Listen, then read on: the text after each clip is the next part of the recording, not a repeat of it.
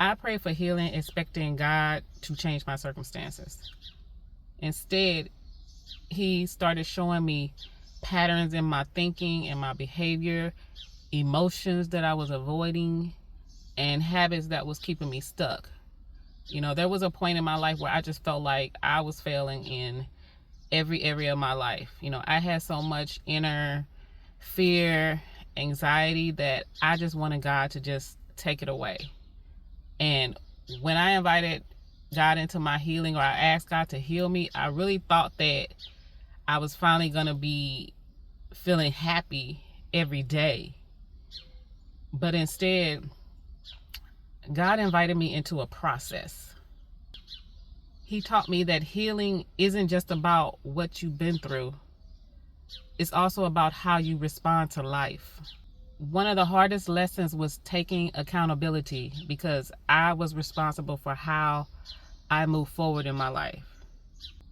It was about recognizing what I could change with the help of God. I started paying attention to my thinking and asking myself if this was aligned with God, or is this aligned with my fear? Is this aligned with God, or is this aligned with past experiences? I realized I was loyal to the struggle. I was staying busy, avoiding my emotions, truly just believing that if I just worked harder and pushed through, that eventually everything would work out.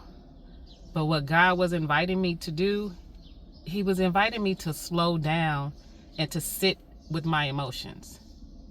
This was the first time I realized that our emotions is a gift from God.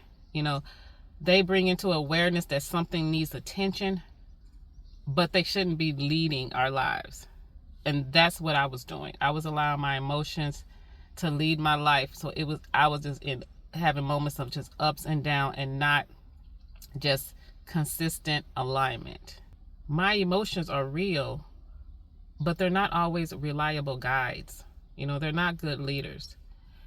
And once I learned to become aware of my emotions and learn to regulate them, I started having peace, because then I wasn't reacting to everything around me. And that was the key that God was trying to teach me in my healing, was to work on my emotions, to regulate my emotions. Because I literally just wanted God to just change my circumstances and just take the fear, take the anxiety, and take it away. But that's not life. In life, you're going to have ups and downs. But healing comes in to help you control your emotions, to help you balance that, to where you're not letting your external environment affect you. And so God had to work on healing me internally before my circumstances changed. So if you've been asking God for healing and you feel like nothing's happening, think about that. Things may be happening behind the scenes. God may be asking you to just take a moment and just sit in your emotions. Don't feel like you got to explain yourself to people. Don't feel like you have to prove yourself. This is a time for you to go within to yourself, because God needs you to understand how important you are. God needs you to understand how loved you are. God needs you to understand how powerful you are. And a lot of times when we're in a state of unrest, we miss that. We miss that point. We miss understanding our worth. And so a lot of the times when you ask God to heal you, He has to start internally. Because the blessing that He has for you, He has to make sure that you're healthy, you're stable enough to steward those blessings well. Because He doesn't want to just give you something and then you can't handle it and then you lose it. He wants to give you something that's everlasting. So I encourage you to continue on your healing journey, and just take moments and just sit with yourself, sit in silence, and take opportunities to just listen and listen for God. Sometimes our minds are so busy that we can't hear the guidance.